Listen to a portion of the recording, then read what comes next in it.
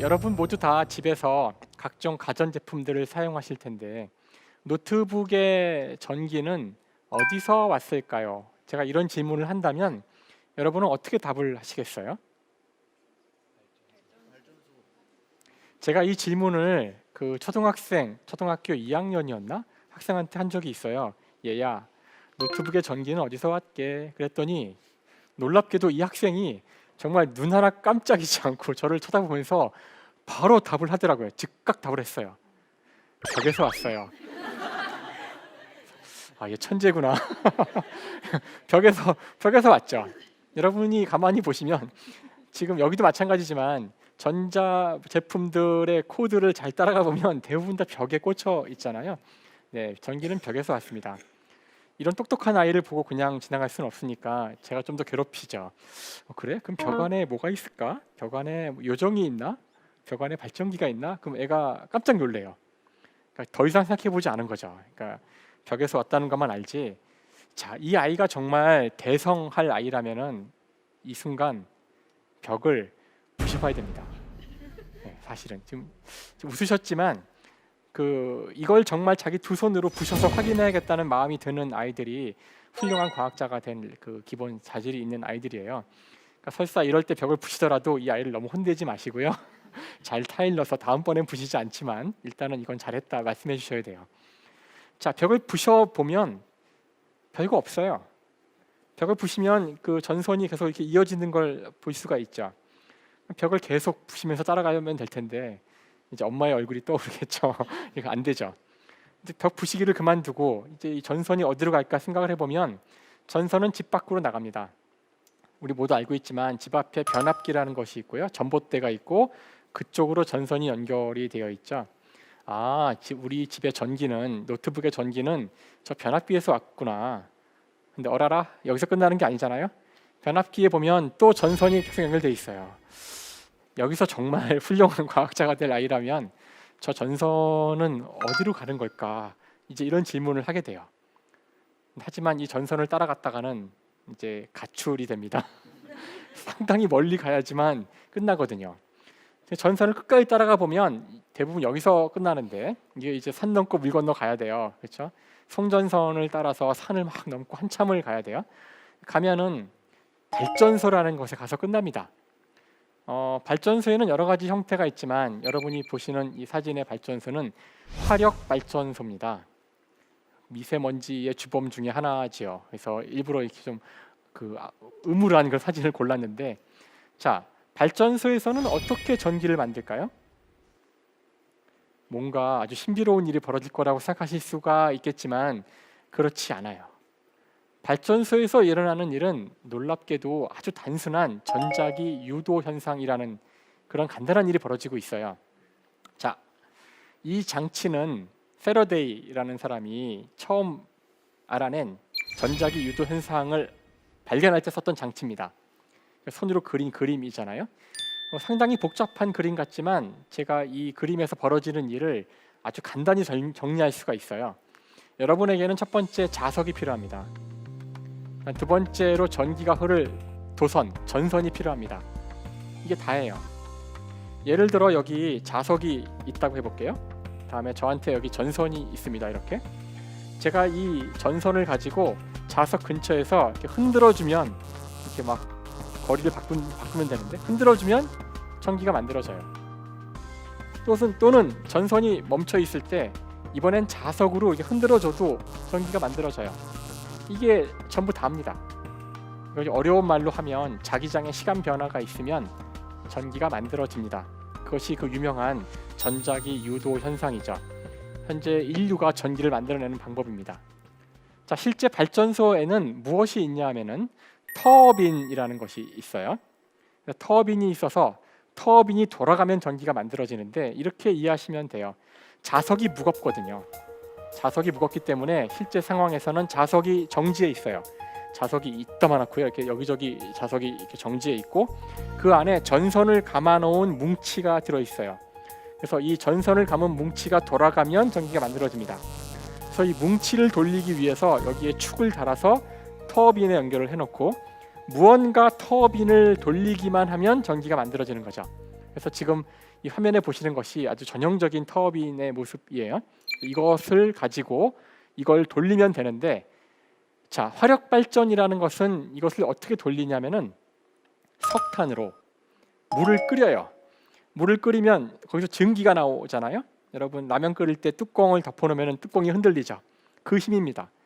그래서 수증기가 발생이 되면 그 수증기를 가지고 이 터빈을 돌리는 거예요. 아무것도 아니죠. 이게 답니다. 자, 그러면은 이제 여러분은 전기를 만드는 원리를 다 이해하셨어요. 무언가 돌아가면 되는 거죠. 풍력 발전, 바람개비가 돌아가면 되는 거예요. 수력 발전, 수차가 돌아가면 되는 거죠. 조력 발전, 교수 간만에 차 때 역시 똑같이 터빈이 돌아갑니다. 자, 가장 어려운 질문을 해볼까요? 원자력 발전은 어떻게 전기를 만들까요? 원자의 신비한 힘으로 전기를 끌어낼까요? 똑같아요. 여기서는 방사능 물질이 들어가죠. 방사능 물질은 열을 냅니다. 그 열로 물을 끓여서 수증기를 만들어서 돌립니다. 터빈을. 그러니까 사실은 화력 발전이죠. 화력의 불을 만드는 원인이 석탄이 아니라 여기는 방사능 물질인 것뿐이에요. 됐죠? 아주 간단합니다. 자, 그래서 결국 우리 전기는 석탄에서 온 거라고 할 수 있어요. 석탄으로 물을 끓여서 수증기로 터빈을 돌린 거니까요. 이야기가 안 끝나네요. 석탄은 어디서 왔을까요? 석탄은 땅 속에 있어요. 땅 속에. 그렇죠? 석탄은 어디서 왔을까요? 자, 이건 100년 전 탄광의 모습입니다. 사람들이 들어가서 그 석탄을 캐서 나오는 모습이죠. 200년 전에도 이렇게 석탄을 땅에서 캤어요. 지금이야 기계를 사용할 수 있겠지만 200년 전 산업혁명의 가장 중요한 것은 증기기관이고요. 증기기관은 바로 석탄으로 물을 끓이는 거였죠. 자, 영국에서도 석탄을 많이 캤었는데 그 당시에는 땅 속에 들어가서 그 석탄을 캐기 위해서 불을 갖고 들어가죠. 안 보이니까 등을 갖고 들어가는데요. 아직 과학이 발전하지 않았던 때이기 때문에 우리가 모르는 수많은 그 기체들이 안에 있었습니다. 그 중에 아주 위험한 기체 중에 하나가 메탄이라는 기체가 있었어요. 메탄은 여러분이 그걸 연료로 쓸 수 있습니다. 즉 폭발을 하는 성질이 있어요. 냄새도 안 나죠. 그래서 가끔씩 그 당시 탄광에서는 이유를 모른 채 폭발 사고가 일어났어요. 수많은 사람들이 죽었죠. 여기 예를 들어서 가장 최악의 사고라고 하는 것이 1812년 5월에 있었던 펠링이라는 광산에서 일어난 사고고요.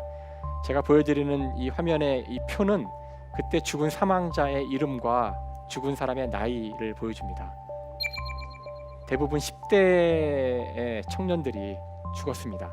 아이들도 여기 보면은 10대도 안 되는 그 9살짜리 아이들도 있었어요. 이 당시는 그 지금과 같이 인권에 대한 개념이 없었기 때문에 아이들도 인건비가 싸다면 이와 같은 노동력으로 투입을 했었죠. 특히나 탄광은 그 구멍을 뚫어야 되기 때문에 구멍의 크기를 작게 할수록 돈이 적게 되니까 몸 크기가 작은 아이들이 가장 많이 여기서 일을 했습니다. 끔찍한 일이죠. 200년 전의 일이에요. 어쨌든 이 탄광 혹은 이 증기기관에도 우리가 알지 못하는 이런 슬픈 역사가 있다는 사실을 말씀드리고 싶고요. 자, 이와 같은 사고를 막기 위해서 당시에 위대한 과학자 중 한 사람이었던 험프리 데이비가 이 문제를 해결하는 위원회의 위원장으로 여기 참여하게 됩니다. 그리고서는 광부들한테 이야기를 듣죠. 생존자들한테 말도 안 되는 이야기들을 해요. 뭐 푸른색 악마의 불꽃이 나타나더니 뭐 폭발했다는 등 이런 얘기를 합니다. 보통 같으면 그냥 무시를 했을 것 같지만 이 사람은 과학자고요. 과학의 첫 번째는 의심하는 겁니다. 그래서 그 이야기를 듣고 고민한 끝에 데이비라는 사람이 최초로 메탄 가스의 존재를 밝혀내고요. 일단 원인을 알았으니까 메탄이 있어도 폭발하지 않게 하는 등이 있으면 된다는 사실을 알게 돼요. 그래서 데이비가 만든 안전등입니다. 굉장히 단순한 구조인데요. 그냥 철망으로 불을 감싸면 돼요. 자, 철망이기 때문에 구멍이 뚫려 있죠. 그 구멍으로 빛이 나오니까 등 역할을 할 수 있고요. 철망이 하는 역할은 열기를 안에 가두는 겁니다. 그래서 열이 충분한 부피의 메탄과 접하지 않으면 폭발하지 않거든요. 그래서 폭발하지 않는 임계치 이하의 부피를 감싸는 그런 구조로 만들어진 겁니다. 놀랍게도 이 등이 만들어진 이후에는 폭발 사고가 한 건도 일어나지 않아요. 지금도 탄광의 사고는 대부분 붕괴 사고지 폭발 사고가 아닙니다. 자, 이와 같이 과학자들이 당시 영국의 오늘날 힘, 영국이 한때 세계를 지배했던 힘은 이와 같은 과학의 힘이었던 것이죠. 또 재미있는 것은 이 데이비란 사람의 조수가 바로 저희가 제일 처음에 아까 이야기했던 과학자 패러데이였어요.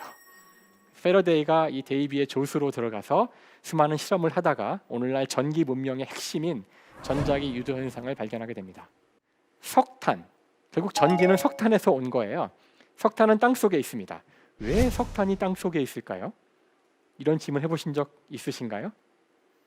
지구상에 석탄이 다 떨어지는 날 화성에 가서 캐올 수 있을까요? 목성 가면 석탄이 있을까요? 자, 지구상에 석탄이 어떻게 존재하는가? 이것은 놀랍게도 지금으로부터 3억 년 전의 지구로 거슬러 가야 답이 있습니다. 지구상에는 생명체가 아주 오랫동안 존재하고 있었죠. 38억 년 전부터 존재했었다고 지금 추정하고 있는데 그 생명체는 진화를 통해서 여러 가지 형태를 갖게 돼요. 3억 년 전쯤에 어떤 일이 일어났냐면은 3억 년 전에는 육상식물이 있었고요. 식물은 이때에만 존재한 것이 아니라 그 전에도 있었는데 이 당시 존재하는 육상식물이 진화해서 아주 독특한 일을 하게 됩니다. 자신의 몸을 그 전에 존재하지 않던 새로운 유기물로 둘러싸기 시작해요. 그 유기물의 이름은 리그닌입니다. 이 리그닌이라는 물질은 굉장히 아주 단단한 그런 물질이에요. 그래서 이 물질은 잘 분해가 되질 않습니다. 지금도 잘 분해가 되질 않아서 그 식물을 분해시킬 수 있는 동물들은 특별한 동물들이에요. 우리가 그런 동물들을 초식 동물이라고 부르고요. 초식 동물들은 아주 독특한 이 소화 기관을 갖고 있습니다. 사실 소는 하루 종일 씹고 있어요. 분해시키기 위해서. 위장도 몇 개씩이나 있습니다. 우리 인간은 저런 풀을 먹고서 소화시킬 수가 없어요. 여러분이 나가서 그 들판에 있는 파란 풀을 뜯어서 드시면 소화가 안 됩니다. 하지만 초식동물은 가능하죠. 지금 사실 저 초식동물의 저 소화를 위해서 수많은 박테리아들과 곤충들이 먼저 1차로 다 분해를 시켜줍니다. 하지만 3억 년 전 리그닌이 처음 세상에 나타났을 때, 식물이 처음으로 자기 몸을 리그닌으로 감싸기 시작했을 때 저 리그닌을 분해시킬 수 있는 생명체는 하나도 없었죠. 그래서 식물은 죽어도 썩지 않았습니다. 썩지 않고 차곡차곡 쌓였던 것이죠. 바로 그 식물의 시체들이 오늘날 우리가 석탄이라고 부르는 것이고요. 그래서 이와 같이 식물이 죽어도 썩지 않고 쌓인 시기를 지질학적으로 석탄기, 고생대 석탄기라고 부릅니다. 이런 일은 다시는 일어나지 않아요.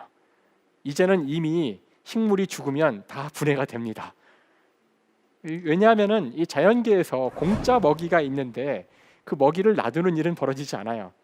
한동안 리그닌이 분해가 안 돼서 안타깝게도 그 많은 식물의 먹이를 먹지 못했던 시기가 있지만 그걸 분해시킬 수 있는 생명체가 진화해서 나오자마자 그 다음부터는 그건 그냥 먹이거리에 불과해진 거죠. 지구상에서 이와 같이 석탄이 생긴 시기는 딱 석탄기에 불과하고 그 이전도 그 이후도 생겨나지 않습니다. 우리 인간이 지구상의 저 자원, 석탄과 석유를 다 쓰는 날 이 우주에는 더 이상 석탄과 석유가 없을 겁니다. 아직 우리는 다른 행성에서 생명을 본 적이 없거든요. 자, 이 사실을 안다면 여러분이 자원에 대해서 우리가 사용하는 이 탄소 자원에 대해서 좀 다른 시각을 가져야 된다고 생각을 합니다. 안녕하세요. 저는 삼성여자고등학교에 재학 중인 2학년 학생인데요. 그 아까 화력 발전이 미세먼지의 주범이라 하셨는데 인류는 오래 건강하게 살길 원하잖아요. 그래서 미세먼지를 줄이는 친환경 대체 에너지 개발을 많이 해야 될 것 같은데 풍력 조력과 같은 친환경 대체 에너지를 사용하면 지금 계속 증가하고 있는 전기의 수요를 모두 충당할 수 있을까요? 풍력 조력을 말씀하셨는데 지금은 태양광도 굉장히 중요한 재생에너지 가운데 하나죠. 그 에너지 문제에 대해서 누구도 확실하게 답을 할 수는 없습니다. 과학이 미래에 대해서 언제나 그 명징한 답을 주는 건 아니거든요. 그래서 일단 이 문제에 대해서는 제가 뭐 과학자의 한 사람이지만 어떤 권위를 가지고 이야기한 건 아니에요. 근데 분명한 사실은 저희가 현재 사용하고 있는 화석 연료라고 하는 거죠. 석탄이나 석유 같은 것들은 일단 유한한 자원이고요. 땅 속에 있는 거고, 그다음에 오늘 제가 이야기했듯이 3억 년 전에 생명체를 저희가 죽은 생명체를 꺼내서 쓰는 거고요. 다음에 이 자원은 필연적으로 우리 이 환경을 나쁘게, 즉 지구 온난화를 시키거나 탄소를 배출하기 때문에 이산화탄소를, 그래서 안 좋다는 걸 모두가 알고 있지만 거대한 에너지원이죠. 아주 효율적인 에너지원이고요. 우리가 이 에너지원이 없었다면 산업혁명도 할 수 없었을 거고 지금도 우리가 이 문명이 지탱이 되질 않아요. 그래서 갑자기 쓰지 말자고는 얘기를 못하지만 우리 모두가 이 에너지원의 문제점을 다 알고 있기 때문에 방향은 분명하다고 생각을 해요. 그러니까 신재생 에너지로 가야 되는 거는 피할 수 없는 방향이고 모두가 다 그걸로 가고 있거든요. 단지 어떤 속도로 가는지만의 문제라고 생각을 해요. 그래서 지금 우리가 당장 갈 수 없다고 해서 뭐 그거 할 수 있겠어? 대체할 수 있겠어? 이런 식의 자세보다는 어떻게든 가야 되는데, 신재생 에너지를 쓰더라도 항상 오늘 제가 이야기는 안 했지만 연력학 제2법칙 때문에 에너지는 언제나 나쁜 에너지로 변환이 됩니다. 그 나쁜 에너지는 지구를 온난화시키게 되고요. 그래서 이 모든 미세먼지뿐만 아니라 온난화 문제라든가 지구상에서 인간이 존재함으로 생기는 이 많은 문제들의 해결책은 다 답을 알고 있는데 아무도 얘기를 안 하죠. 에너지를 안 쓰는 거예요. 에너지를 적게 쓰는 겁니다. 그래서 우리가 재생에너지를 찾고 지금 재생에너지로 우리 현재 쓰는 에너지를 다 커버할 수 있을까? 이런 고민보다도 어떻게 하면 에너지를 좀 덜 쓸 수 있을까에 우리의 관심이 모여야 돼요.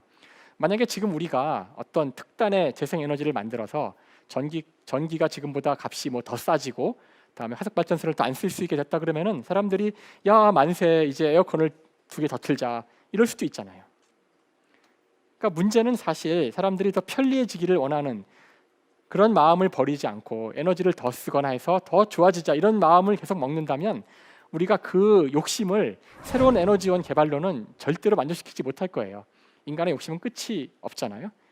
그래서 지금 수많은 사람들이 하는 이야기지만 우리가 에너지 욕심을 줄이는 것만이 이 문제의 근원적인 해결입니다.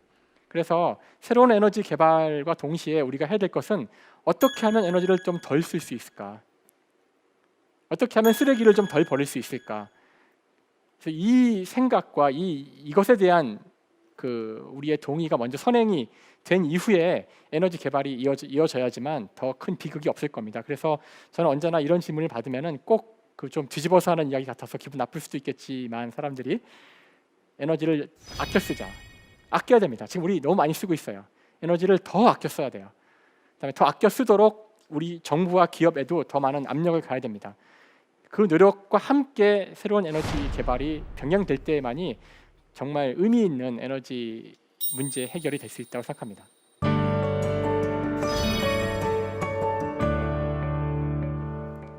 인간은 아무 의미 없는 우주에서 행복이라는 상상을 누리며 산다. 이런 문장을 선택해 봤습니다. 이건 사실 제가 최근에 썼던 책의 주제이기도 한데요.